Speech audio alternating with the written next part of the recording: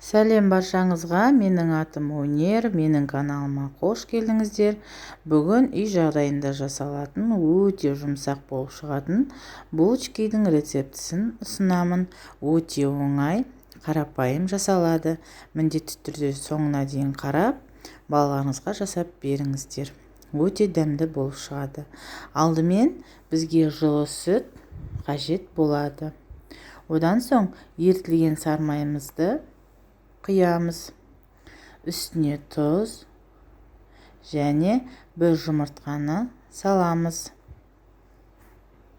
Одан кейін кішкене бір шай қасық аштығымызды салып, қасықтың көмегімен жақсылап араластырып аламыз. Осыдан кейін електен өткен ұнымызды салып, өте жұмсақ болып шығатын қамыр илейміз. Достар, мен барлық ингредиенттерді видеоның астында описаниеге жазып қоямын. Қалған ұнымызды қосып, жақсылап басып қамыр илейміз. Бізде өте жұмсақ болып шығатын, қолға жабыспайтын қамыр шығады. Қамырымызды көтерілгенше бетін жауып қоямыз. Қамырымыз ашыды. 40 минутта көтеріліп шықты. Енді осылай рулет тәрізді етіп, ұзыншалап алып, шетінен кесіп аламыз. Қамырымызды осылай дөңгелектеп астына қарай дөңгелектейміз.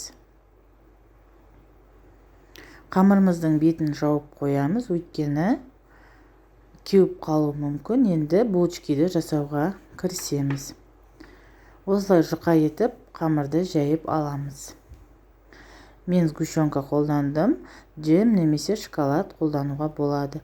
Жақсылап басып шығамыз. Пышақтың көмегімен осылай кесеміз. Булочкиді орап, осылай екі жағын қаттылап басып біріктіреміз, өйткені сгущенка ағып кетуі мүмкін.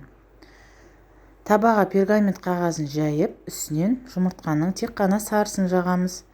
Бұл өте сары түсіп беру үшін бізге керек болады.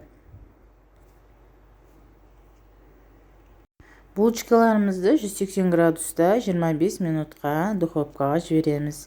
Міне булочкалар дайын. Сіздер де жасап көріңіздер. Ас болсын, сіздермен бірге болған Өнер. Егер менің каналыма тіркелмеген болсаңыз, қоңырауша белгісін басып, тіркелуді ұмытпаңыздар.